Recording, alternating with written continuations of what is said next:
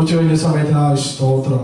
കർത്താവെ, കുശവന്റെ കയ്യിലെ കളിമണ്ണ് പോലെ കർത്താവെ ഈ സായം വേളയിൽ ഞങ്ങൾ കരങ്ങളിലേക്ക് താഴ്ത്തി സമർപ്പിക്കുന്നു.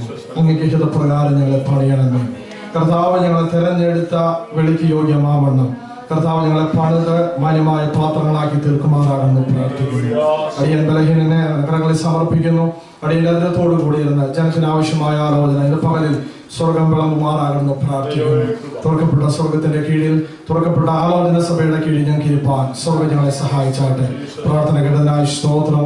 യേശു കർത്താവിന്റെ നാമത്തിൽ തന്നെ ആമേൻ. സന്തോഷമുള്ള പ്രിയപ്പെട്ട കരങ്ങളിൽ കർത്താവ് വീണ്ടും ഒരു പ്രാവശ്യം കൂടി കർത്താവിന്റെ വലിയ സാക്ഷ്യം കിട്ടും. നിങ്ങളുടെ മധ്യായിരിപ്പാൻ കർത്താവ് സഹായിച്ചത് ഓർത്ത് കർത്താവിന് സ്തോത്രം ചെയ്യുന്നു. ചിന്തയിലേക്കും കടക്കുവാനായിട്ട് കർത്താവ് ശരണപ്പെടുന്നു. യോഹന്നാന്റെ സുവിശേഷം 15-ാം അധ്യായം അതിന്റെ 16-ാമത്തെ വാക്യം നമുക്ക് വായിക്കാം. യോഹന്നാന്റെ സുവിശേഷം 15-ാം അധ്യായം അതിന്റെ 16-ാമത്തെ വാക്യം. നിങ്ങൾ എന്നെ തിരഞ്ഞെടുത്തു എന്നല്ല, ഞാൻ നിങ്ങളെ തിരഞ്ഞെടുത്തു, നിങ്ങൾ പോയി ഫലം കഴിക്കേണ്ടതിന്, നിങ്ങളുടെ ഫലം നിലനിൽക്കേണ്ടതിനും നിങ്ങളെ ആക്കി വെച്ചുമിരിക്കുന്നു. മതി. അനവധി പ്രാവശ്യം നാം ഈ തിരുവചനത്തിൽ നിന്ന് നിരവധി ചിന്തകൾ കേൾപ്പാനിടയായി തീർന്നിട്ടുണ്ട്. നിങ്ങൾ എന്നെ തിരഞ്ഞെടുത്തു എന്നല്ല, ഞാൻ നിങ്ങളെ തിരഞ്ഞെടുത്തു, നിങ്ങൾ പോയി ഫലം കായ്ക്കേണ്ടതിനും നിങ്ങളുടെ ഫലം നിലനിൽക്കേണ്ടതിനും നിങ്ങളെ ആക്കി വെച്ചുമിരിക്കുന്നു. തെരഞ്ഞെടുപ്പ്, ഇലക്ഷൻ അല്ലെങ്കിൽ സെലക്ഷൻ. സെലക്ഷൻ ആൻഡ് ഇലക്ഷൻ രണ്ടും വ്യത്യസ്തമായ വാക്കുകളാണ്. ഇന്ന് കൂട്ടിവെച്ചിരിക്കുന്ന ഒരു സാധനങ്ങളിൽ നിന്ന്, എന്ന് പറഞ്ഞാൽ നാം ഒരു പച്ചക്കറി കടയിൽ ചെന്നാൽ അവിടെ ഒരുപാട് പച്ചക്കറി കൂട്ടി വെച്ചിട്ടുണ്ട്. ആ പച്ചക്കറി കടയിൽ ചെന്ന് നാം വാരിയെടുക്കാറില്ല. അതിൽ നിന്ന് ഏറ്റവും ബെസ്റ്റ്, ഏറ്റവും നല്ല ക്വാളിറ്റി, ചെയ്യാത്തതും പുഴുകുത്താത്തതുമായ നല്ല ക്വാളിറ്റി ഉള്ള പച്ചക്കറിയാണ് നാം തിരഞ്ഞെടുക്കാറ്. ഇലക്ഷൻ വ്യത്യസ്തമാണ്. ഇലക്ഷൻ നമുക്കറിയാം, രാഷ്ട്രീയമായ ഇലക്ഷൻ നാം കണ്ടിട്ടുണ്ട്. രണ്ട് ആളുകൾ, ഒന്നോ രണ്ടോ പേരുകൾ സ്ഥാനത്തിന് വേണ്ടി നിൽക്കും.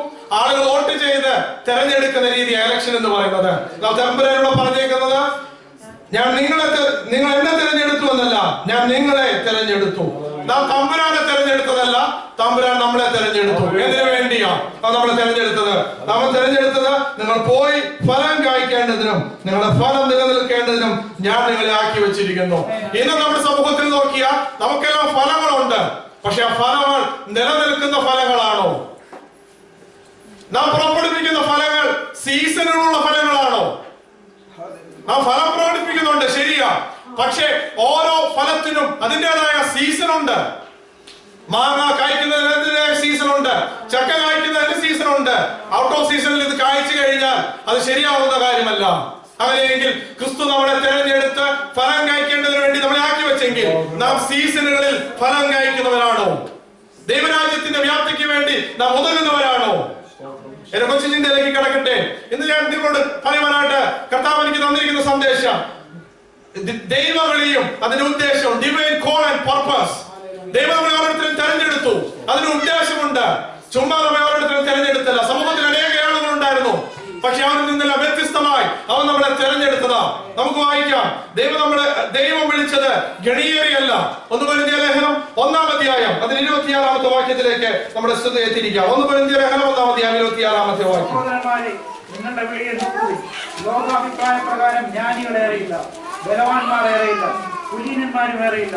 ജ്ഞാനികളെ ലജ്ജിപ്പിക്കുവാൻ ദൈവം ലോകത്തിൽ പോഷത്വമായി തിരഞ്ഞെടുത്തു. മതി. സഹോദരന്മാരെ, സഹോദരിമാരെ, നിങ്ങളുടെ വിളിയെ നോക്കുവിൻ. ലോകാഭിപ്രായ പ്രകാരം ജ്ഞാനികളേറെയില്ല. ഇതാരുടെ അഭിപ്രായമാണ്? ലോകത്തിന്റെ അഭിപ്രായമാണ്. നമ്മുടെ മധ്യത്തിൽ ജ്ഞാനികളേറെയില്ല, ബലവാന്മാർ, ബലമുള്ളവർ ഏറെയില്ല, കുലീനന്മാർ ഏറെയില്ല. ജ്ഞാനികളെ ലജ്ജിപ്പിപ്പാൻ ദൈവം ലോകത്തിൽ പോഷത്വമായി ഇതിനെ തിരഞ്ഞെടുത്തു. ഇത് ദൈവത്തിന്റെ വിളിയാ, മനുഷ്യന്റെ വിളിയല്ല. ദൈവസഭയിലേക്ക് ആളുകളെ റിക്രൂട്ട് ചെയ്യാനായിട്ട്, തെരഞ്ഞെടുക്കാനായിട്ട് നാം ഒരു ഏജൻസിയെ ഏൽപ്പിക്കാമെന്നിരിക്കട്ടെ. എന്റെ ചിന്തയാ, പ്രസംഗ ശൈലിയാ. ഏജൻസി നമ്മളോട് ചോദിക്കുന്ന ക്രൈറ്റീരിയ ഉണ്ട്. ഓക്കെ പാസ്റ്ററെ, നിങ്ങൾക്ക് ഏത് തരത്തിലുള്ള വിശ്വാസികളെ വേണ്ടത്? നാം ആദ്യം വെക്കുന്ന കാര്യം പ്രോപ്പറായിട്ട് വിസയുള്ളവരെ വേണം. രണ്ടാമത്തെ കാര്യം അല്പമൊക്കെ സാമ്പത്തികം ഉള്ളവരെ വേണം. മൂന്നാമത്തെ കാര്യം ഇത്തിരി സ്റ്റാറ്റസ് ഉള്ളവരെ വേണം. ലിസ്റ്റ് നീണ്ടു കിടക്കുക. എന്നാൽ തമ്പുരാൻ നമ്മെ ഓരോരുത്തരെയും തിരഞ്ഞെടുത്തത് ഈ കാറ്റഗറി നോക്കിയോ ഈ കഴിവ് നോക്കിയല്ല.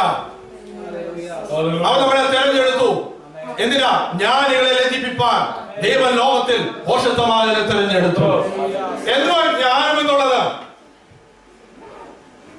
ജ്ഞാനം എന്നുള്ളത് ഏതെങ്കിലും ഒരു കാര്യത്തെ കുറിച്ചുള്ള ഒരു അറിവാണ്. ഓക്കെ, PhD എടുക്കുന്ന അല്ലെങ്കിൽ നമ്മുടെ ലോകപരമായ ജ്ഞാനത്തിന്റെ അത്യുന്നത കോടിയിൽ നിൽക്കുന്ന ഒരു ഡിഗ്രിയാ PhD ഡിഗ്രി, ഡോക്ടറേറ്റ് ഡിഗ്രി. ഞാൻ വില കുറച്ച് കാണുകയല്ല. വിദ്യാഭ്യാസം നമുക്ക് വേണം, വിദ്യാഭ്യാസം നമുക്ക് ആവശ്യമാണ്. ഓക്കെ, ഈ PhD എടുക്കുന്ന അല്ലെങ്കിൽ ഏറ്റവും മാന്യമാണെന്ന് നാം കരുതുന്ന ഈ ഡിഗ്രി എടുക്കുന്ന ഒരാളുടെ അറിവിനെ നാം ഒന്ന് പരിശോധിച്ച് നോക്കിക്കേ. ഏതെങ്കിലും ഒരു കോശത്തെ അല്ലെങ്കിൽ ഒരു രോഗത്തിന് വേണ്ടി ഒരു മരുന്ന് കണ്ടുപിടിക്കുന്ന ആള്, ഉദാഹരണം എയ്ഡ്സ് എന്ന രോഗത്തിന് വേണ്ടി മരുന്ന് കണ്ടുപിടിക്കുന്ന ഒരാള്, ഈ എയ്ഡ്സ് രോഗം മനുഷ്യ ശരീരത്തിനെ അഫക്ട് ചെയ്യുന്ന ഒരു പ്രത്യേക ഒരു സ്ഥലമുണ്ട്. ആ സ്ഥലത്തെ കുറിച്ചുള്ള ഒരു പഠനമാണ് ഒരു വ്യക്തി നടത്തുന്നത്. ആ കോശത്തെ പറ്റി ഒരു പഠനം നടത്തി, അതിന്റെ എക്സ്പെരിമെന്റ് നടത്തി, അതിനാവശ്യമായ കാര്യങ്ങൾ അവർ ചെയ്ത് ഒരു പ്രബന്ധം അല്ലെങ്കിൽ ഒരു തിസീസ് സബ്മിറ്റ് ചെയ്ത് മനുഷ്യൻ കൊടുക്കുന്ന ഒരു ഡിഗ്രിയാ PhD ഡിഗ്രി. എന്നാൽ ഈ വ്യക്തിയെ കുറിച്ച് മറ്റുള്ള കോശങ്ങളെ കുറിച്ച് ചോദിച്ചാൽ ഒരുപക്ഷെ ഇദ്ദേഹത്തിന് അറിയുന്നില്ലെന്ന് വന്നേക്കാം. ഞാൻ പറഞ്ഞു വന്ന ആശയം മനസ്സിലായോ? ജ്ഞാനികൾ ഒരുപാടുണ്ട്. പക്ഷെ ആ ജ്ഞാനികൾക്ക് മനസ്സിലാകാത്ത, ജ്ഞാനികൾക്ക് മറച്ചു വെച്ച് ഈ മഹത്വകരമായ രക്ഷയെ അവൻ നമുക്ക് വെളിപ്പെടുത്തി തന്ന കർത്താവാണ്. ഒരു കോശത്തെ പറ്റി അറിവേ അദ്ദേഹത്തിനുള്ളൂ, മറ്റുള്ള കാര്യങ്ങളെ പറ്റി അറിവില്ല. പക്ഷെ ഒന്ന് ചിന്തിച്ചു നോക്കിയേ, നമുക്ക് ആ കോശത്തെ പറ്റി മാത്രമേ അറിവില്ലാത്തതുള്ളൂ, മറ്റനേക കാര്യങ്ങളെ കുറിച്ച് നമുക്ക് ഓരോരുത്തർക്കും അറിവുണ്ട്. ലോകത്തിന്റെ ജ്ഞാനികൾ അനേകം ഈ ലോകത്തുണ്ട്. പക്ഷേ ദൈവം അവരെ ആരും തെരഞ്ഞെടുത്തില്ല. അജ്ഞാനികളായ, വിദ്യാഭ്യാസം കുറഞ്ഞ, അല്ലെങ്കിൽ വിദ്യാഭ്യാസം ഉണ്ട് പക്ഷേ ശ്രേഷ്ഠകരമായിട്ടൊന്നും പറയാൻ യാതൊരു ക്വാളിറ്റിയും ഇല്ലാത്ത എന്നെയും നിങ്ങളെയാ കർത്താവ് തെരഞ്ഞെടുത്തത്. ഞാൻ പലപ്പോഴും എന്റെ സഹോദരങ്ങളോട് പറയാറുണ്ട്, കർത്താവിന്റെ വേലയ്ക്ക് വേണ്ടി ഇറങ്ങിയത് എന്റെ സഹോദരങ്ങളിൽ ഞാൻ മാത്രമാണ്. അവർ പലരും മെഡിസിൻ നേഴ്സുമാരും അല്ലെങ്കിൽ അതുപോലെയുള്ള നിലയിൽ ഡിഗ്രി എടുത്തവരാ. ഞാൻ പലപ്പോഴും അവരോട് തമാശയ്ക്കുന്ന രീതിയിൽ പറയാറുണ്ട്, നിങ്ങള് ഇത്ര കഷ്ടപ്പെട്ട് പഠിച്ച് മെഡിസിൻ ഒക്കെ കൊടുത്ത് കാര്യങ്ങൾ ചെയ്യുമ്പോൾ കർത്താവ് ഒരു കൃപ മാറുന്നാ മതി, ഒറ്റ പ്രാർത്ഥന മതി സകലവും മാറാനായിട്ട്. ഞാൻ പലപ്പോഴും വീട്ടിൽ പറയാറുണ്ട്, സൗമ്യ കഷ്ടപ്പെട്ട് 4 വർഷം ഡിമെൻഷ്യയ്ക്ക് വേണ്ടി മരുന്ന് കണ്ടുപിടിക്കാനുള്ള പരിപാടിയില്ല. പക്ഷെ തമ്പുരാൻ ഒരു കൃപ തന്നാ മതി, ഒറ്റ പ്രാർത്ഥന കൊണ്ട് ഇത് മാറാനിടയായിത്തീരും. നോക്കിക്കേ, ഈ പഠനമൊന്നും മോശമാണെന്നല്ല ഞാൻ പറഞ്ഞു വന്നതിന്റെ ആശയം. ഈ ജ്ഞാനികൾ അനേകം ലോകത്തുണ്ട്. പക്ഷേ ഈ ജ്ഞാനികളെ മാറ്റി നിർത്തിയിട്ട് തമ്പുരാൻ നമുക്ക് ഇതിന്റെ മഹത്വം നമുക്ക് വെളിപ്പെടുത്തി തന്നത് ഓർത്ത് ഞാൻ കർത്താവിനെ സ്തോത്രം ചെയ്യുകയാണ്. അനേക കുലീനന്മാർ ഈ ലോകത്തുണ്ട്. പലപ്പോഴും നമ്മുടെ പേരിനെയും വീട്ടുപേരിനെയും നാം രക്ഷിക്കപ്പെട്ടു എന്നൊക്കെ പറഞ്ഞ് നാം പലപ്പോഴും ഊറ്റം കൊള്ളുന്നവരാ. പക്ഷേ തമ്പുരാന്റെ കണക്കനുസരിച്ച് യഹൂദന്മാരല്ല, നാം ഓരോരുത്തരും ജാതികളാ. അവര് തള്ളിക്കളഞ്ഞപ്പോഴാണ് നമുക്ക് ഈ രക്ഷ കിട്ടിയത്. നോക്കിക്കേ, കുലീനന്മാർ അനേകരുണ്ടായിരുന്നപ്പോൾ കുലീനന്മാരെ മാറ്റി നിർത്തിയിട്ട് തമ്പുരാൻ നമുക്ക് ഇതിനെ നൽകി തരാനിടയായിട്ടുണ്ട്. ബലമുള്ളവർ അനേകർ ലോകത്തുണ്ട്, നമ്മുടെ സമൂഹത്തിലുണ്ട്. ബലഹീനരായ, രോഗികളായ, അല്ലെങ്കിൽ യാതൊരു ക്വാളിറ്റിയും പറയാനില്ലാത്ത തമ്പുരാൻ നമ്മൾ ഓരോരുത്തരെയും തെരഞ്ഞെടുപ്പാനിടയായി തീർന്നു. ദൈവിക വിളി, ദൈവം തെരഞ്ഞെടുത്തത് അത് ഗണീയരല്ല, ഏതെങ്കിലും ഗണത്തിൽപ്പെട്ട ആളുകളെയല്ല തമ്പുരാൻ തെരഞ്ഞെടുത്തത്. അതിൽ ക്വാളിറ്റി പറയാനുള്ള ഏതെങ്കിലും കാര്യത്തെയല്ല അവൻ തെരഞ്ഞെടുത്തത്. യാതൊരു ക്വാളിറ്റിയും പറയാനില്ലാത്ത നാം ഓരോരുത്തരെയും തെരഞ്ഞെടുത്തു. ക്വാളിറ്റി പറയാനുള്ളവരെ തെരഞ്ഞെടുത്തെങ്കിൽ അവർ ദേവസ്ഥാനിൽ വന്നിരുന്ന് പറഞ്ഞേനെ, ഞാൻ കഴിവുള്ളവനാ, പ്രാപ്തിയുള്ളവനാണെന്ന് പറഞ്ഞേനെ. എന്നാൽ ഒരു ജഡവും ദൈവത്തിന്റെ സന്നിധിയിൽ പ്രശംസിപ്പാതിരിക്കേണ്ടതിന് വേണ്ടി യാതൊരു ക്വാളിറ്റിയും ഇല്ലാത്ത തമ്പുരാൻ നമ്മൾ ഓരോരുത്തരെയും തെരഞ്ഞെടുക്കാൻ ഇടയായിട്ടുണ്ട്. എന്തെങ്കിലും ക്വാളിറ്റി പറയാനുണ്ടെങ്കിൽ ഈ പുസ്തകം ചുമതലല്ലാതെ ഒരു ക്വാളിറ്റിയും നമുക്ക് പറയാനില്ല. ഞാൻ പുറകോട്ട് തിരിഞ്ഞ് തോന്നിപ്പാനിടയായി തീർന്നു. ഞാൻ അനുഭവിക്കുന്ന സകല സൗഭാഗ്യങ്ങൾക്കും ഒറ്റ കാരണം ഈ മാറ്റമില്ലാത്ത തിരുവചനം ചുമക്കാനിടയായി തീർന്നതാണ്. ദൈവം നമ്മളെ തെരഞ്ഞെടുത്തത് കൊണ്ടാണ് നാം അനുഭവിക്കുന്ന സകല ക്വാളിറ്റിയും സകല ആത്മീയ അനുഗ്രഹങ്ങളും നമുക്ക് ചിന്തിപ്പാനിടയായി തീരും. നമ്മളെ എങ്ങോട്ടാ തെരഞ്ഞെടുത്തത്? ദൈവം നമ്മളെ തെരഞ്ഞെടുത്തത് തമ്പുരാന്റെ കൂട്ടായ്മയിലേക്കാണ് തെരഞ്ഞെടുത്തത്. നമുക്ക് വായിക്കാം 1 കൊരിന്ത്യർ ലേഖനം 1-ാം അധ്യായത്തിന്റെ 9-ാമത്തെ വാക്യം വായിക്കാം. 1 കൊരിന്ത്യർ ലേഖനം 1-ാം അധ്യായത്തിന്റെ 9-ാമത്തെ വാക്യം. തന്റെ പുത്രനാം നമ്മുടെ കർത്താവായ യേശു ക്രിസ്തുവിന്റെ കൂട്ടായ്മയിലേക്ക് നിങ്ങളെ വിളിച്ചിരിക്കുന്ന ദൈവം വിശ്വസ്തൻ. നോക്കിക്കേ, അവൻ നമ്മളെ വിളിച്ചിരിക്കുന്നത് തമ്പുരാന്റെ കൂട്ടായ്മയിലേക്കാണ്. എന്താ ഈ കൂട്ടായ്മയുടെ പ്രത്യേകത എന്നുള്ളത് മുകളിലേക്ക് വാക്കുമ്പോൾ നമുക്ക് കാണുവാനായി സാധിക്കും. അതിന് കൂട്ടായ്മയുടെ പ്രത്യേകത എന്നുള്ളത് ഇത് സകല വചനത്തിലും സകല പരിജ്ഞാനത്തിലും സമ്പന്നരായി തീരുവാൻ നമ്മളെ അവൻ ഓരോരുത്തരും തിരഞ്ഞെടുത്തിരിക്കുക. പലപ്പോഴും നാം സമ്പന്നരെന്ന് കണക്കാക്കുന്നത് നമ്മുടെ പണത്തിന്റെ ബലത്തിലാണ്, നമ്മുടെ പേഴ്സിന്റെ ബലത്തിലാണ് നാം സമ്പന്നരെന്ന് കണക്കാക്കുന്നത്. എന്നാൽ തമ്പുരാൻ സമ്പന്നരെന്ന് കണക്കാക്കുന്നത് എങ്ങനെയാണെന്ന് അറിയാവോ? ദൈവത്തിന്റെ വചനത്തിലും ദൈവത്തിന്റെ വചനത്തിൽ നാം സമ്പന്നരാക്കി തീർക്കേണ്ടതിന് വേണ്ടി അവ നമ്മളെ തിരഞ്ഞെടുക്കാനിടയായി തീർന്നു. മാത്രമല്ല നാം കഴിഞ്ഞ ചില ദിവസങ്ങളായി കർത്താവ് നമ്മളോടും ഈ വേദവാക്യത്തിൽ നിന്ന് പ്രസംഗിപ്പാനിടയായി തീർന്നു. കൃപാവരത്തിൽ കുറവില്ലാത്തവരായി നമ്മുടെ കർത്താവിന്റെ പ്രത്യക്ഷതയിൽ അവ നമ്മളെ നിർത്തേണ്ടതിന് വേണ്ടി അവ നമ്മളെ തിരഞ്ഞെടുപ്പാനിടയായി തീർന്നു. കാരണം നാം ഓരോരുത്തരും കുറ്റമില്ലാത്തവരായി ദൈവസന്നിധിയിൽ നിൽക്കേണ്ടതിന് വേണ്ടി. ഈ സമൂഹത്തെ ഒന്ന് നോക്കിക്കേ. നമ്മൾ ഓരോരുത്തരെയും കുറ്റങ്ങൾ കണ്ടെത്തുവാൻ, നമ്മുടെ ഓരോരുത്തരെയും കുറവുകൾ കണ്ടെത്തുവാനായിട്ട് വ്യഗ്രത പൂണ്ടുന്ന ആളുകളെ നമുക്ക് സമൂഹത്തിൽ കാണാനായി സാധിക്കും. നമ്മുടെ ജോലി സ്ഥലങ്ങളിൽ കാണാനിടയായിത്തീരും. എന്നാൽ അവൻ നമ്മളെ തിരഞ്ഞെടുത്ത് ദൈവിക കൂട്ടായ്മയിലാക്കിയതിന്റെ പ്രധാന ലക്ഷ്യം നമ്മളെ കളങ്ങളില്ലാത്തവരായി ദൈവസന്നിധിയിൽ നിർത്തേണ്ടതിന്, നമ്മളെ കുറ്റം കൂടാതെ ദൈവസന്നിധിയിൽ നിർത്തേണ്ടതിന്, ന്യായവിധി ദിനം കടന്നു വരുമ്പോൾ കുറ്റവും കുറവും കൂടാതെ ഒരു മണവാട്ടിയായി ദൈവസന്നിധിയിൽ നിർത്തേണ്ടതിന് അവൻ നമ്മെ ഓരോരുത്തരെയും തിരഞ്ഞെടുപ്പാനിടയായിത്തീർന്നു. കൂട്ടായ്മയുടെ യഥാർത്ഥ അന്തസ്സത്തേക്ക് വ്യത്യാസം വന്നിട്ട് ഇത് പല ദിവസങ്ങളും ചിന്തിച്ചു പോകുന്ന ഒരവസ്ഥയിലേക്ക് നമുക്ക് കാണുവാനായി തീർന്നു. ചിന്തിപ്പാനല്ല, ഒരുമിച്ച് നിൽപ്പാൻ, കൂട്ടായി നിൽപ്പാൻ, ദൈവരാജ്യത്തിന് വേണ്ടി പ്രയോജനപ്പെടുവാനാ അവൻ നമ്മളെ ഓരോരുത്തരും വേർതിരിച്ചിരിക്കുന്നത്. അവൻ നമ്മളെ വിളിച്ചിരിക്കുന്നത് കർത്താവിന്റെ കൂട്ടായ്മയിലേക്കാണ്. അവൻ നമ്മളെ വിളിച്ചിരിക്കുന്നത് സ്വാതന്ത്ര്യത്തിനായിട്ടാണ് നമ്മളെ വിളിച്ചിരിക്കുന്നത്. ഗലാത്യലേഖനം 5-ാം അധ്യായം അതിലെ 13-ാമത്തെ വാക്യം നമുക്ക് വായിക്കാം. ഗലാത്യലേഖനം 5-ാം അധ്യായം അതിലെ 13-ാമത്തെ വാക്യം.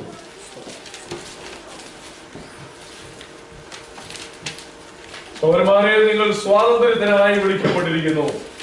ഈ സ്വാതന്ത്ര്യം ജഡത്തിന് അവസരമാക്കുക മാത്രം ചെയ്യാതെ സ്നേഹത്താൽ അന്യോന്യം സേവിക്കുക. സ്വാതന്ത്ര്യത്തിനായി അവൻ നമ്മളെ വിളിച്ചിരിക്കുന്നു എന്ന് ഗലാത്യ ലേഖനത്തിൽ അപ്പോസ്തലനായ പൗലോസ് നമുക്ക് പറയാനിടയായിത്തീരും.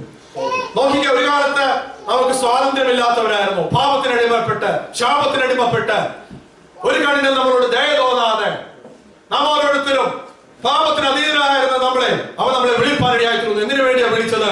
അവൻ നമ്മളെ സ്വാതന്ത്ര്യത്തിനായി അവൻ നമ്മളെ വിളിപ്പാനിടയായിത്തീരുന്നു. പലപ്പോഴും ഈ സ്വാതന്ത്ര്യം ഇന്ന് ദുഷ്ടതയ്ക്ക് മറവാക്കുന്ന സാഹചര്യം നമുക്ക് കാണുവാനായി സാധിക്കും. അതാണ് നമ്മളെ വിളിച്ചിരിക്കുന്നത്, സ്വാതന്ത്ര്യത്തിനായിട്ട് നമ്മളെ വിളിച്ചിരിക്കുന്നത് നമുക്ക് കാണുവാനായി സാധിക്കും. പലപ്പോഴും ഈ സ്വാതന്ത്ര്യത്തിനായിട്ട് വിളിക്കപ്പെട്ടിരിക്കുന്ന ദൈവജനമാകുന്ന നമ്മൾ ഓരോരുത്തരും പലപ്പോഴും ഈ സ്വാതന്ത്ര്യത്തിന്റെ അന്തസത്ത മനസ്സിലാക്കാതെ, അല്ലെങ്കിൽ ഈ സ്വാതന്ത്ര്യം എന്താണെന്ന് മനസ്സിലാക്കാതെ പലപ്പോഴും പിന്നെ അടിമനോകത്തിൽ കുടുങ്ങപ്പെട്ടുകൊണ്ടിരിക്കുക. അവ നമ്മളെ സ്വാതന്ത്ര്യത്തിനായിട്ടാണ് നമ്മളെ വിളിച്ചിരിക്കുന്നത്. പലപ്പോഴും പ്രയാസവും വേദനയൊക്കെ നമ്മുടെ ജീവിതത്തിൽ കടന്നു വരുമ്പോ പിന്നെയും നമ്മൾ മാനസികമായി ഡള്ളായിട്ട് നമ്മെ വിളിച്ചിരിക്കുന്ന വിളിയുടെ ഉദ്ദേശവും അതിന്റെ അന്തസത്തയെ മനസ്സിലാക്കാതെ പിന്നെയും വാഴയില പോലെ വാടിപ്പോകുന്ന അവസ്ഥ നമ്മുടെ ജീവിതത്തിൽ ഉണ്ടായിത്തീരാറുണ്ട്. എന്നാൽ അപ്പോസ്തലനായ പൗലോസ് ഗലാത്യർക്ക് എഴുതുന്ന ലേഖനത്തിൽ പറയുന്നു, സ്വാതന്ത്ര്യത്തിനായി അവൻ നമ്മളെ വിളിച്ചിരിക്കുന്നു. മറ്റൊരു ഭാഗത്ത് നമുക്ക് കാണുവാനായി കഴിയും, സ്വാതന്ത്ര്യത്തിനായി ക്രിസ്തു നമ്മളെ സ്വതന്ത്രരാക്കി തീർത്തു. പിന്നെയും അടിമനോകത്തിൽ കുടുങ്ങിപ്പോകരുത്. എന്താ അടിമനോകത്തിൽ കുടുങ്ങിപ്പോകരുത് എന്ന് പറയുന്നതിന് പ്രധാനപ്പെട്ട കാരണം, നമ്മളെ അടിമപ്പെടുത്തുന്ന പലതുണ്ട്. മാനസികമായ വിചാരങ്ങൾ, മാനസികമായി ടെൻഷനുകൾ അല്ലെങ്കിൽ ഡിപ്രഷനുകൾ പലപ്പോഴും നമ്മുടെ ജീവിതത്തിൽ കടന്നു വരാറുണ്ട്. എന്നാൽ ഇന്ന് പകൽ പ്രിയ ദൈവജനമേ, നിങ്ങൾ ഓർമ്മിപ്പിക്കട്ടെ, ക്രിസ്തു നമ്മളെ സ്വാതന്ത്ര്യത്തിനായിട്ടാണ് വിളിച്ചിരിക്കുന്നത്. പിശാചാവൻ പലപ്പോഴും നമ്മുടെ അടിമനോകത്തിലേക്ക് താഴ്ത്തുവാൻ ശ്രമിക്കുമ്പോൾ അവന്റെ മുഖത്ത് നോക്കിക്കൊണ്ട് നമുക്ക് ഇപ്രകാരം പറയുവാനായിട്ട് കഴിയും, ഹേ പിശാചേ, ഞാൻ സ്വാതന്ത്ര്യത്തിനായിട്ട് വിളിക്കപ്പെട്ട വ്യക്തിയാണ്, എന്നെ ഒരിക്കലും നിനക്ക് അടിമയാക്കുവാനായിട്ട് കഴിയത്തില്ല. നാം അതിന്റെ അന്തസത്ത മനസ്സിലാക്കുന്നെങ്കിൽ നാം ഒരിക്കലും അടിമനോകത്തിൽ കുടുങ്ങിപ്പോകാതിരിക്കാനായിട്ട് നമുക്ക് കഴിയും. അവൻ നമ്മളെ വിളിച്ചിരിക്കുന്നതിന് പുറകിൽ ഒരു ആശയമുണ്ട്. എഫെസ്യ ലേഖനം 1-ാം അധ്യായം 18-ാമത്തെ വാക്യം നമുക്ക് വായിക്കാം. എഫെസ്യ ലേഖനം 1-ാം അധ്യായം 18-ാമത്തെ വാക്യം. അവന്റെ വിളിയാലുള്ള ആശ ഇന്നതെന്ന് വിശുദ്ധന്മാരിൽ അവന്റെ അവകാശത്തിനും അഭിമാനം ഇന്നതെന്നും അവന്റെ ബലത്തിൽ വല്ലഭത്വമുള്ള വ്യാപാരത്താൽ വിശ്വസിക്കുന്ന നമുക്ക് വേണ്ടി വ്യാപരിക്കുന്ന അവന്റെ ശക്തിയുടെ അളവറ്റ വലിപ്പം ഇന്നതെന്ന് നിങ്ങൾ അറിയേണ്ടതിനും പ്രാർത്ഥിക്കുന്നു. അവന്റെ വിളിയാലുള്ള ആശ ഇന്നതെന്നും. നമ്മൾ ഓരോരുത്തരും ഒരു ജോലിക്ക് വേണ്ടി ഒരാളെ വിളിച്ചാൽ നമ്മുടെ മനസ്സിൽ ഒരു ആശയുണ്ട്. രാവിലെ അവൻ 8 മണിക്ക് വന്ന 5 മണിയാകുമ്പോൾ അവൻ പണി തീർത്ത് പോകുമ്പോൾ ഏകദേശം എന്തോരം തീർക്കുമെന്നൊരു പ്രതീക്ഷ നമുക്കുണ്ട്. തമ്പുരാൻ ഈ ആശയോടെ നമ്മെ ഓരോരുത്തരും വിളിച്ചത്. അവന്റെ ആശ പൂർത്തീകരിക്കാൻ നമുക്ക് കഴിയുന്നുണ്ടോ? അവന്റെ വിളിയാനുള്ള ആശ ഇന്നതെന്ന് തമ്പുരാന്റെ ആശ പൂർത്തീകരിക്കാൻ നമുക്ക് കഴിയുന്നുണ്ടോ? തമ്പുരാൻ നമ്മളെ വിളിച്ചു, വേർതിരിച്ചു. നാം പ്രാർത്ഥിക്കുന്നതിനെല്ലാം മറുപടി നൽകി തരുന്നുണ്ട്. നാം ചോദിക്കുന്നതെല്ലാം നൽകി തരുന്നുണ്ട്. പ്രിയ ദൈവമേ, അവന്റെ ഹൃദയത്തിന്റെ ആശ നമുക്ക് പൂർത്തീകരിക്കാനായിട്ട് കഴിയുന്നുണ്ടോ? പലപ്പോഴും ആശ പൂർത്തീകരിക്കാൻ കഴിയാതെ വണ്ണം നമ്മളെ താഴ്ത്തിക്കളയുന്ന ഒരു പ്രധാനപ്പെട്ട കാരണം ഞാൻ നേരത്തെ പറഞ്ഞതുപോലെ നാം നമ്മുടെ വലിപ്പം അറിയുന്നില്ല എന്നുള്ളതാണ്. നമ്മൾ വ്യാപരിക്കുന്ന ശക്തിയുടെ അളവറ്റ വലിപ്പം നാം പലപ്പോഴും മനസ്സിലാക്കുന്നില്ല. അതുകൊണ്ട് നാം പിന്നെയും അവന്റെ ആശ പൂർത്തീകരിക്കാൻ കഴിയാതെ വണ്ണം നാം ഒതുങ്ങിപ്പോകുന്നു എന്ന് നമുക്ക് കാണുവാനായി സാധിക്കും. നമ്മൾ വ്യാപരിക്കുന്ന അവന്റെ ശക്തിയുടെ അളവറ്റ വലിപ്പം ബലമുള്ളതിനെ ലജിപ്പിപ്പാൻ ദൈവം ഈ ലോകത്തിൽ ബലഹീനമായതിനെ തെരഞ്ഞെടുത്തെങ്കിൽ അവൻ നമ്മുടെ അകത്ത് പകർന്നിരിക്കുന്ന അവന്റെ ശക്തിയുടെ അളവറ്റ വലുപ്പം തിരിച്ചറിഞ്ഞ് അവന് വേണ്ടി നിൽക്കാനായിട്ട് നമുക്ക് ഓരോരുത്തർക്കും കഴിയുന്നുണ്ടോ? പലപ്പോഴും നമ്മുടെ ആശ കീശയിലാണ്. മനസ്സിലായില്ലേ? ഒന്നുകൂടി വെളിപ്പെടുത്താം. പലപ്പോഴും നമ്മുടെ ആശ കാശിലാണ്. നമ്മുടെ ആശ കാശിലല്ല, കീശയിലുമല്ല, യേശുവിലായി തീരണം. അവന്റെ ആശ നമ്മളിലൂടെ വെളിപ്പെടുവാനായിട്ട് അവൻ ഇച്ഛിക്കുന്നത് പോലെ അവൻ നമ്മളെ കുറിച്ച് ആഗ്രഹിക്കുന്നത് പോലെ ആയിത്തീരുവാനായിട്ട് ദൈവകരണമെന്ന് നമുക്ക് സമർപ്പിക്കാനായിട്ട് കഴിയുമോ? പലപ്പോഴും ഇപ്രകാരം പറയാറുണ്ട്, നമ്മുടെ ആശ മീശയിലാണെന്ന്. മീശയിലല്ല, പുറം കോടിയിലല്ല. കർത്താവ് നമ്മളെ കുറിച്ച് ആഗ്രഹിക്കുന്ന ആ ആശയിലേക്ക് ആയിത്തീരുവാൻ, സുശേഷീകരണ ദൗത്യത്തെ കുറിച്ചാണ് നമ്മളെ കുറിച്ച് ഓരോരുത്തരും ആഗ്രഹിക്കുന്നത്. പലപ്പോഴും നമ്മുടെ ആശ നമ്മുടെ പുറം കോടികൾ അല്ലെങ്കിൽ നമ്മുടെ ബാഹ്യമായ കാര്യങ്ങളെ മെച്ചപ്പെടുത്തുവാനായിട്ട് നാം ഓടുന്നവരാണ്. നമ്മുടെ ആശ കീശയിൽ, നമ്മുടെ ആശ കാശിലുമാണ് നാം ഓടുന്നത്. നമ്മുടെ ആശയ്ക്ക് വ്യത്യാസം വരുത്താമോ? നമ്മുടെ നോട്ടത്തിന്, നമ്മുടെ ലക്ഷ്യത്തിന് ഒന്ന് വ്യത്യാസം വരുത്തിയിട്ട് കർത്താവ് നമ്മളെ കുറിച്ച് ആഗ്രഹിക്കുന്ന ആശ ഒന്ന് നടപ്പാക്കുവാനായിട്ട് നമ്മളെ തന്നെ ഒന്ന് സമർപ്പിക്കാനായിട്ട് കഴിയുമോ? ഈ ആശയം, നമ്മുടെ ഓരോ ആശകള് ഈ ലോകം വെടിഞ്ഞ് നാം മറുപടിയായി മാറ്റപ്പെടുമ്പോൾ ഈ ആശകളെല്ലാം ഇവിടെ മണ്ണടിഞ്ഞ് തീരുന്നതാണ്. നിത്യത നമ്മളെ കാത്തിരിപ്പുണ്ട്. ഒരു ന്യായവിധി നമ്മളെ കാത്തിരിപ്പുണ്ട്. അവിടെ ചിലപ്പോൾ ചോദിക്കും, നീ എന്റെ ആശ നടപ്പാക്കിയോ? അവിടെ ആശ നടപ്പാക്കുവാനായിട്ട് നമ്മെ ഓരോരുത്തരും ദൗത്യമായുണ്ട് ഈ ലോകത്തേക്ക് അയച്ചെങ്കിൽ, ഈ ലോകത്തിൻ്റെതായ സുഖ സൗകര്യങ്ങൾ നോക്കി ഈ ലോകത്തിലെ നമ്മുടെ ആശകൾ അത് തൃപ്തിപ്പെടുത്തിക്കൊണ്ട് മുന്നേറുന്നെങ്കിൽ ഇന്ന് പകലില് ഒരു വിചിന്തനത്തിന് നാം ഓരോരുത്തരും തയ്യാറാകണം. കർത്താവ് നമ്മളെ വിളിച്ചിരിക്കുന്ന ഒരു ഡിവൈൻ കോൾ ഉണ്ട്. ആ ഡിവൈൻ കോളിനനുസരിച്ച് നാം ഓരോരുത്തരും ആയി തീർന്നിട്ടുണ്ടോ? ആ ഡിവൈൻ പർപ്പസിനനുസരിച്ച് നാം ഓരോരുത്തരും ആയി തീർന്നിട്ടുണ്ടോ? അടുത്ത നമുക്ക് കാണാം എഫെസ്യർ 4-ാം അധ്യായത്തിന്റെ 1-ാം വാക്യത്തിലേക്ക് നമുക്ക് ശ്രദ്ധ ബദ്ധനായിരിക്കുന്ന ഞാൻ പ്രബോധിപ്പിക്കുന്നത്, നിങ്ങളെ വിളിച്ചിരിക്കുന്ന വിളിക്ക് യോഗ്യമാവണം.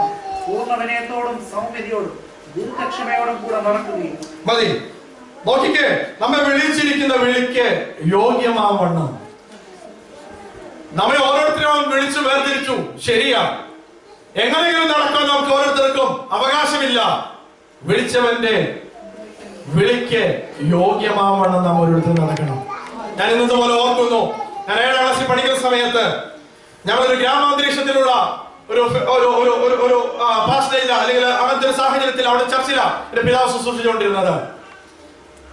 ഒരു ദിവസം കടയിൽ പോയി ഞാന് ആ കടത്തിണ്ടയിലിരുന്നു. ആ കടത്തിണ്ടയിലിരുന്ന് അവര് പറയുന്ന ആ ലോക മനുഷ്യര് പറയുന്ന കാര്യങ്ങളൊക്കെ കേട്ട് ഞാൻ അവിടെ ഇരുന്നു. ഞങ്ങളുടെ വീടിന്റെ പാസ്റ്റേജിന്റെ തൊട്ടടുത്തുണ്ടായിരുന്ന ഒരു ബാലിക, ഒരു പെൺകുഞ്ഞ് വീട്ടിൽ ചെന്നിട്ട് പറഞ്ഞു, പാസ്റ്റർ മോനാണ് കടത്തിണ്ടയിരിക്കുന്നു. ഇന്നെന്ന പോലെ ഓർക്കുന്നു, എന്റെ പപ്പേനെ വിളിച്ചിട്ട് എനിക്ക് ഇട്ട് തന്ന പൊതിയില് ഞാൻ ഒരിക്കലും മറക്കത്തില്ല. എന്റെ അപ്പൻ ചോദിച്ച കാര്യം, നീ ഒരു ഉദ്ദേശിച്ച മോനാ, നിനക്ക് കടത്തിനെ പോയിരിക്കാനുള്ള അവകാശമുണ്ടോ? ഇന്ന് പകലിനെ കേൾക്കുന്ന ദൈവജനമേ, അവൻ നമ്മളെ ഓരോരുത്തരും വിളിപ്പാൻ റെഡിയായി തീർന്നു. അവൻ വിളിച്ചിരിക്കുന്ന വിളിക്ക് യോഗ്യമാവണ്ണമാണ് നാം ഓരോരുത്തരും നടക്കുന്നത്. ഈ രാജ്യം ഭരിക്കുന്ന ഈ രാജ്യത്തിന്റെ രാജകുമാരൻ അവന്റെ സ്റ്റാറ്റസിനനുസരിച്ച്, അദ്ദേഹത്തിന്റെ സ്റ്റാറ്റസിനനുസരിച്ചാ അദ്ദേഹം നടക്കുന്നത്. നാം ഓരോരുത്തരും രാജാതിരാജാവിന്റെ മക്കളാണ്. നാം നടക്കുന്നത് അവന്റെ മക്കളെന്ന ആ പദവിക്കനുസരിച്ച്, ആ പ്രൗഢിക്കനുസരിച്ചാണോ നാം നടക്കുന്നത്? അങ്ങനെയെങ്കിൽ ഇന്ന് പകൽ വിചിന്തനത്തിന് നാം തയ്യാറാകണം. വിളിച്ചവന്റെ വിളിക്ക് യോഗ്യമാവണം നാം ഓരോരുത്തരും നടക്കണം. എങ്ങനെയാ വിളിച്ചവന്റെ വിളിക്ക് യോഗ്യമാവണം നടക്കുന്നത്? പൂർണ്ണവിനയത്തോടും സൗമ്യതയോടും ദീർഘക്ഷമയോടും മതി. എങ്ങനെ നടക്കണം?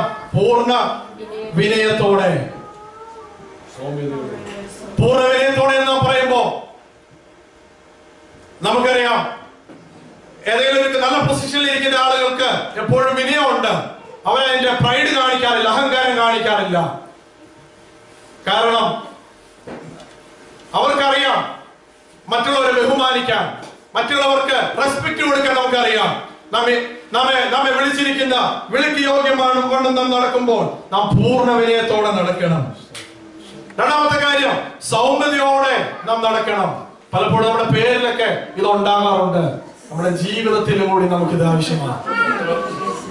സൗമ്യത പലപ്പോഴും സാധാരണ നാം പറയാറുണ്ട്, പാമ്പിന് മേളില് ഇത്തിരി മണ്ണ് വാരിയിടുമ്പോ അറിയാം അവൻ മൂർഖനാണോ ചേരയാണോ എന്ന്. നമ്മുടെയൊക്കെ ജീവിതത്തെ തൊടുന്ന, ജീവിതത്തിന്റെ കീ പോയിന്റ് തൊടുമ്പോൾ അറിയാം നമ്മുടെ സൗമ്യത എത്രമാത്രം ഉണ്ടെന്ന്. ഇന്ന് പകലിനെ കേൾക്കുന്ന ദൈവജനമേ, നാമെ വിളിച്ചിരിക്കുന്ന വിളിക്ക് യോഗ്യമാവണ്ണം നടക്കുമ്പോൾ പൂർണ്ണ വിനയത്തോടെ, സൗമ്യതയോടെ, ദീർഘക്ഷമയോടെ കൂടെ നടക്കണം. പലപ്പോഴും ക്ഷമ നമുക്കുണ്ട്, ദീർഘക്ഷമയില്ല. അവിടെ വിഷയം, അവരെല്ലാം ക്ഷമിക്കുന്നവരാ. പക്ഷെ ഒരു പ്രശ്നം വന്നു കഴിയുമ്പോ ഈ ക്ഷമിച്ച കാര്യമൊക്കെ വെളിയിൽ വരും. പലപ്പോഴും നമ്മളെ വേദനിപ്പിക്കുന്നവരോട് നമ്മുടെ ജീവിതത്തിൽ പ്രയാസം ഉണ്ടാക്കിയവരോട് നാം ക്ഷമിച്ചു, ശരിയാ. പക്ഷെ അടുത്ത ഏതെങ്കിലും ഒരു പ്രശ്നം വരുമ്പോ അത് പൊങ്ങി വരും. എന്നാൽ നമ്മളെ വിളിക്ക് നാം യോഗ്യമാവണ്ണം നടക്കുമ്പോ ദീർഘക്ഷമ നമ്മുടെ ജീവിതത്തിൽ ഉണ്ടായിരിക്കണം. ദീർഘക്ഷമ. ആദ്യത്തെ 3 കാര്യങ്ങൾ ഉണ്ടാകുമ്പോഴാ താഴത്തെ കാര്യം നമുക്ക് കാണാനായി സാധിക്കുന്നത്. എന്തുവാ താഴത്തെ കാര്യം? സ്നേഹത്തിന് അന്യോന്യം പൊറുക്കും. നമ്മുടെ ജീവിതത്തിൽ വിനയം ഉണ്ടാകുമെങ്കിൽ, നമ്മുടെ ജീവിതത്തിൽ സൗമ്യത ഉണ്ടാകുമെങ്കിൽ, നമുക്ക് മറ്റുള്ളവരുടെ ദീർഘക്ഷമയോടെ ക്ഷമിക്കാൻ കഴിയുമെങ്കിൽ നമുക്ക് അന്യോന്യം സ്നേഹിക്കുവാനും പൊറുക്കുവാനായിട്ട് കഴിയും. കർത്താവ് നമ്മളെ വിളിച്ചിരിക്കുന്ന വിളിയുടെ യോഗ്യതയ്ക്കകത്ത് പെടുന്ന കാര്യങ്ങളായത്. നാം ഓരോരുത്തരും അവൻ നമ്മളെ വിളിച്ചിരിക്കുന്ന വിളിക്ക് യോഗ്യമാവണ്ണം നടക്കാനായിട്ട് നാം ശ്രദ്ധിക്കണം. എങ്ങനെയെങ്കിലും നടക്കുവാനായിട്ട് നമുക്ക് അവകാശമില്ല. ദൈവം നമ്മളെ വിളിച്ചിരിക്കുന്ന വിളിയുടെ യോഗ്യമാവണ്ണം നടക്കണം. ഫിലിപ്പിയ ലേഖനം 3-ാം അധ്യായം അതിലെ 14-ാമത്തെ വാക്യത്തിലേക്ക് ശ്രദ്ധിച്ചിരിക്കാം. ഫിലിപ്പിയ ലേഖനം 3-ാം അധ്യായം അതിലെ 14-ാമത്തെ വാക്യം.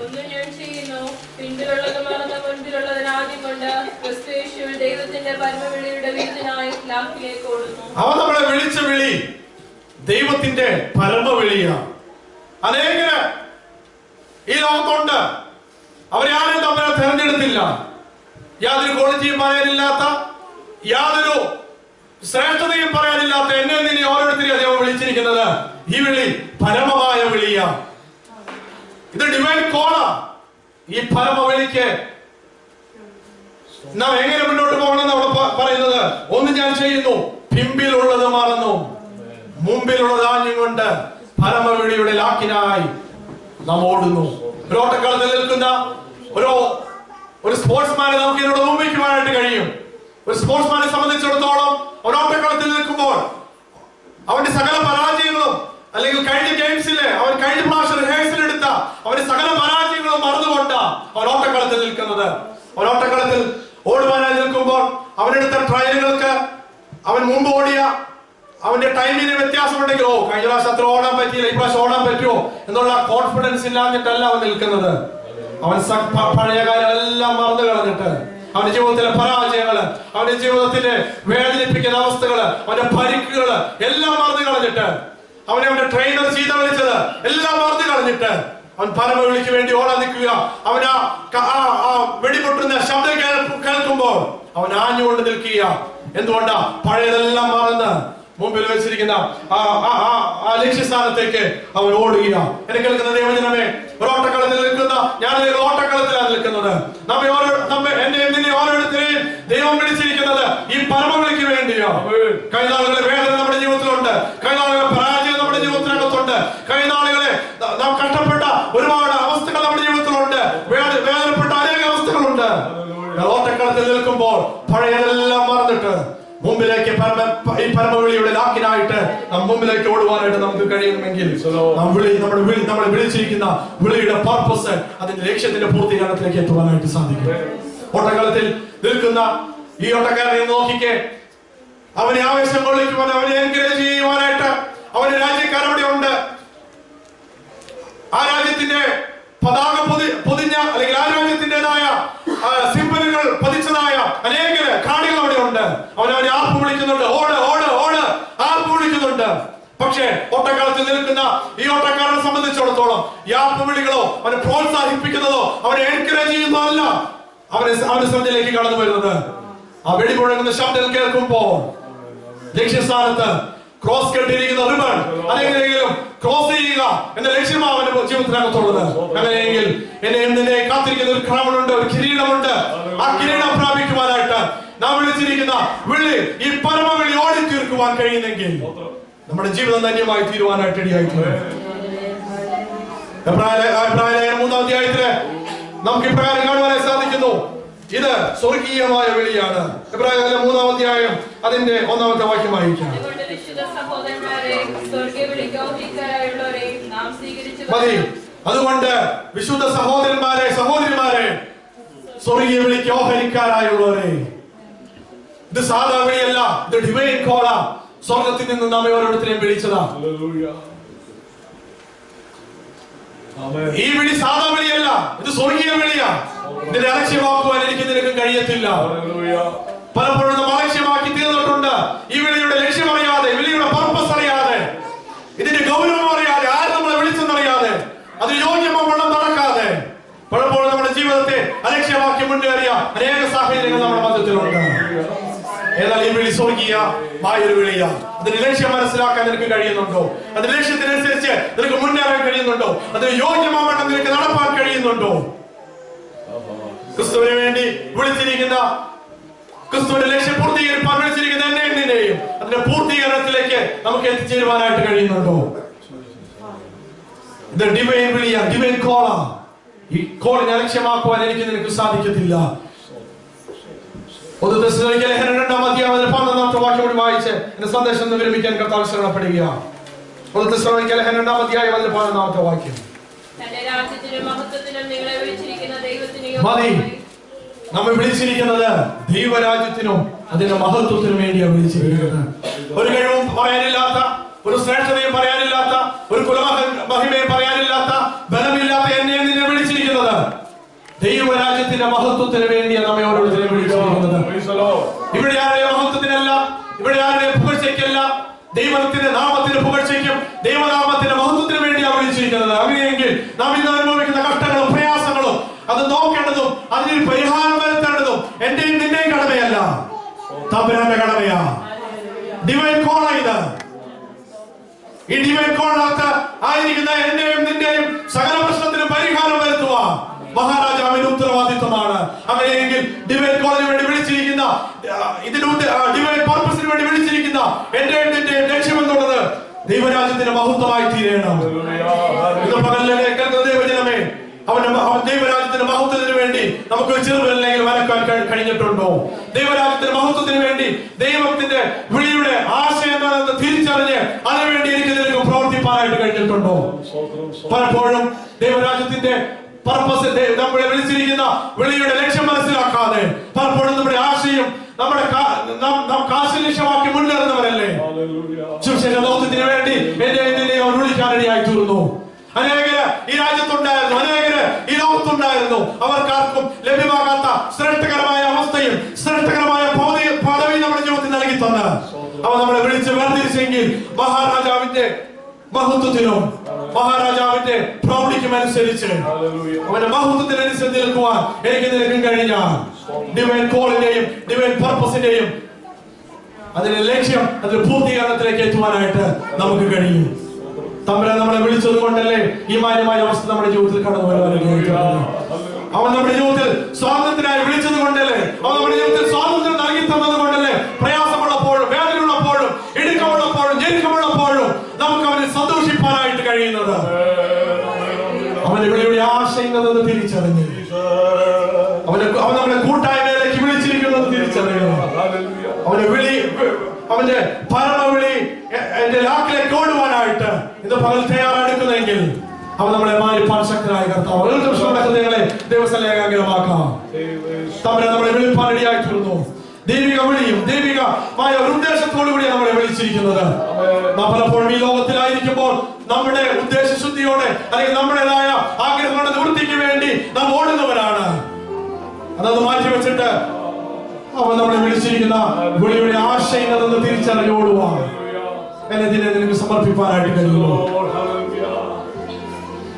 അവൻ വിളിയുടെ ആശയങ്ങളെന്ന് തിരിച്ചറിഞ്ഞോടുവാൻ പരമവിളിയുടെ ലാക്കിനായിട്ട് അല്ല, ആ പരമവിളി എന്ന് ഓടി തീർക്കുവാൻ, ലക്ഷ്യസ്ഥാനത്ത് എത്തുവാനായിട്ട് എങ്ങനെയെങ്കിലും ഓടി തീർക്കുകയല്ല, ലക്ഷ്യസ്ഥാനത്ത് ഒന്നാമനായി ഓടി തീരുവാനായിട്ട് ദൈവൻ നമുക്ക് വേണ്ടി സമ്മാനങ്ങൾ വിഭജിക്കുന്ന സമയത്ത് മാന്യമായ ഒരു സമ്മാനത്തിനുടമയായി തീരുവാൻ, മാന്യമായ ഒരു അവകാശത്തിനുടമയായി തീരുവാൻ, ഡിവൈൻ പർപ്പസും തിരിച്ചറിഞ്ഞ് മുന്നേറുവാൻ ദൈവകരങ്ങളിലേക്ക് നമുക്ക് സമർപ്പിക്കാം. നമ്മളെ തന്നെ ദൈവകരങ്ങളിൽ സമർപ്പിക്കാം. ഈ വചനങ്ങളെ ദൈവമായി